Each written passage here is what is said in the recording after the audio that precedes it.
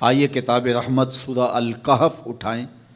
اللہ تعالیٰ نے ایک واقعہ بیان کیا ہے حضرت موسیٰ اور حضرت خضر علیہ السلام کا، کہ حضرت موسیٰ علیہ السلام عزم مصمم کر کے جب چلے تو اللہ فرماتا ہے کہ ہم نے حضرت موسیٰ علیہ السلام کو جس بندے کی نشانی بتائی تھی وہ بندہ ان کو وہاں مل گیا۔ سفید چادر اوڑھے حضرت خضر علیہ السلام وہاں لیٹے ہوئے تھے، تو یہ جا کے ان کے پاس کھڑے ہو گئے کہ حضرت میں آپ کی خدمت میں اس لیے آیا ہوں کہ اللہ نے آپ کو جو خصوصی علم عطا کیے ہیں میں ان کو سیکھنے کی غرض سے آپ کی چوکھٹ پہ آیا ہوں۔ کہا تم میرے ساتھ صبر نہیں کر پاؤ گے، معاملے مشکل ہیں، سفر دشوار ہے، منزل کٹھن ہے، اور میرے معاملات ایسے ہیں کہ تم اعتراض کرو گے اس کے بغیر تم رہ نہیں سکتے۔ حضرت موسیٰ علیہ السلام نے کہا اگر اللہ نے چاہا تو آپ دیکھیں گے میں صبر کروں گا اور آپ کے کسی حکم کی کسی کام کی میں نافرمانی نہیں کروں گا، کسی کام کا انکار نہیں کروں گا۔ کہا کہ اچھا شرط یہ ہے کہ جو میں کروں اس پر تم اعتراض نہیں کرو گے، سوال نہیں کرو گے، یہاں تک کہ میں خود ہی نہ بتاؤں۔ تو کہا کہ یہ شرط ٹھہری، میں کوئی بات نہیں کروں گا۔ فانطلقا، دونوں چل پڑے، دریا کے پار جانا تھا۔ جو کشتی کا مالک تھا، کشتی بان تھا، وہ حضرت خضر علیہ السلام کو جانتا تھا تو اس نے کرایہ بھی نہیں لیا، لیکن جب کشتی پر سوار ہوئے تو عصا مار کے حضرت خضر علیہ السلام نے کشتی کا ایک پھٹا توڑ دیا۔ تو بے ساختہ حضرت موسیٰ علیہ السلام نے کہا آپ نے پھٹا توڑ دیا، یہ سارے ڈوب جائے؟ کہا میں نے کہا تھا نا تم میرے کاموں پہ صبر نہیں کر پاؤ گے۔ تو حضرت موسیٰ کو یاد آیا، کہا میں بھول گیا تھا، اس پر مواخذہ نہ کیجیے۔ پھر دونوں چل پڑے، بچے کھیل رہے تھے، ایک خوبصورت لڑکا وہ بھی بچوں میں کھیل رہا تھا۔ حضرت خضر آگے بڑھے اور اس کی گردن مروڑ دی، اس کو قتل کر دیا۔ صاحب شریعت تھے حضرت موسیٰ علیہ السلام، نہ رہ سکے، پھر بول پڑے ایک جان کو بغیر کسی جان کے بدلے میں قتل کر دیا، اس نے گوایا کیا تھا ہمارا؟ آپ نے بہت ہی جو ہے وہ غلط کام کیا، یہ کام اچھا نہیں کیا آپ نے۔ کہا میں نے کہا نہیں تھا کہ تم میرے ساتھ صبر نہیں کر پاؤ گے۔ کہا ایک موقع اور دے دیجئے، اب اگر میں نے کوئی اعتراض اٹھایا تو پھر دوبارہ مجھے آپ اپنی صحبت میں نہ رکھیے، عذر تمام ہو جائے گا۔ پھر دونوں چل پڑے، یہاں تک کہ ایک بستی میں دونوں آئے تو آپ نے بستی والوں سے کہا کہ ہم مہمان ہیں، آپ ہماری مہمان نوازی کیجیے، کھانا کھلائیے۔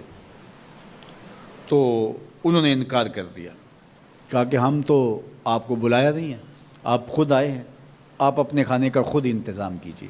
گزر رہے تھے گلی سے تو ایک دیوار گرنا چاہ رہی تھی، تو جلدی سے اس دیوار کو مرمت کر دیا۔ کہا حضرت ہم اگر چاہتے تو اس پہ اجر لے سکتے تھے، انہوں نے ہمیں کھانا تک نہیں دیا اور ہم ان کی دیواریں سیدھی کر رہے ہیں۔ کہا اب تمہاری میری جدائی ہو گئی، تم نے یہ بھی اعتراض کر دیا۔ تو انہیں یاد آیا کہ وہ یہ بھی اعتراض ہو گیا۔ اب میں تمہیں بتاتا ہوں کہ یہ 3 کام میں نے کیوں کیے۔ اللہ اکبر۔ اب سنیے، قرآن ہمیں بتاتا ہے کہ ظاہری علم بھی ہوتا ہے لیکن کوئی باطنی علم بھی ہوتا ہے۔ کہا وہ پہلی بات کشتی والی سنو، یہ 2 مسکین بچوں کی کشتی تھی، ان کے گھر کا چولہا اس کی کمائی سے جلتا تھا۔ دریا کنارے کنارے ایک ظالم بادشاہ رہا تھا جو لوگوں کی کشتیاں چھین رہا تھا، ہم نے تھوڑا سا عیب لگا دیا، وہ ٹوٹی کشتی چھوڑ کے چلا گیا۔ اب وہ تھوڑے سے پیسے لگا کے کشتی مرمت کرا لیں گے، گھر کا چولہا جلتا رہے گا، بتاؤ اچھا کیا یا برا کیا؟ کہا رہی بات اس بچے کی جس کو ہم نے قتل کیا، اس کے ماں باپ مومن تھے، نیک تھے، صالح تھے، بچے نے بڑا ہو کے بہت برا ہونا تھا، ہم نے اس کو قتل کر دیا، اللہ اس کے بدلے ان کو بہتر اولاد دے گا۔ علماء تفسیر نے لکھا ہے اس بچے کے بدلے میں اللہ نے ان والدین کو ایک بیٹی عطا کی جس کی نسل سے 70 نبی پیدا ہوئے۔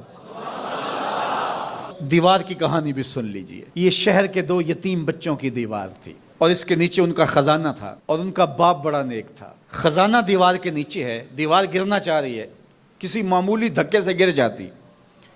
2 ہی صورتیں تھیں، یا وہ بچے خود اپنا خزانہ اٹھا لیتے یا لوگ اٹھا کے لے جاتے۔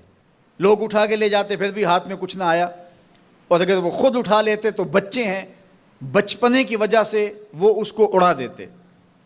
تو ہم نے اس کے اوپر دیوار کھڑی کر دی، جب تک وہ اس قابل نہیں ہو جاتے کہ یہ خزانہ نکال کے اس کو صحیح مصرف پہ لگا سکیں، اتنی دیر تک دیوار گرے گی نہیں۔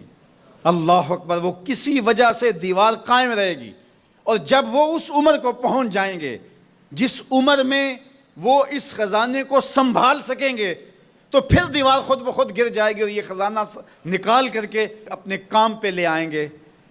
میں جب پہلی مرتبہ اس کو جو ہے وہ غور کے ساتھ تلاوت کیا تو مجھے یہ لگا کہ اس کا انطباق پاکستان کے حالات پہ بھی ہو سکتا ہے، اس لیے کہ یہ بھی یتیموں کا سرمایہ ہے۔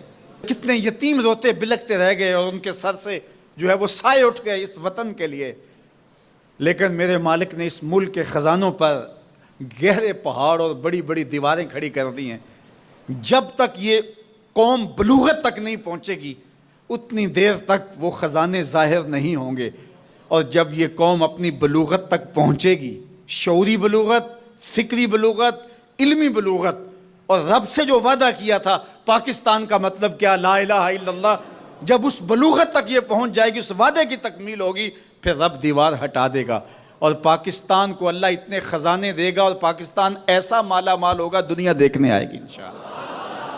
اس لیے رب نے دیواریں بنا کے رکھی۔ تمہارا باپ معین الدین چشتی بڑا نیک تھا، تمہارا باپ داتا گنج بخش علی حجویری بڑا نیک تھا، تمہارا باپ حضرت مجدد الف ثانی بڑا نیک تھا، ان کی وجہ سے میں دیواریں کھڑی کر رہا ہوں اور مضبوط حصار لگا رہا ہوں تمہارے خزانوں پر، اور وہ وقت آئے گا جب تم بلوغت کی عمر کو پہنچو گے دیواریں ہٹ جائے گی اور تمہارا وطن زمانے پہ مہکتے پھول کی طرح اور چمکتے ستاروں کی طرح اور روشن آفتاب کی طرح چمکتا اور مہکتا دکھائی دے گا، اور زمانہ پاکستان دیکھنے آئے گا، پاکستان دنیا کی قیادت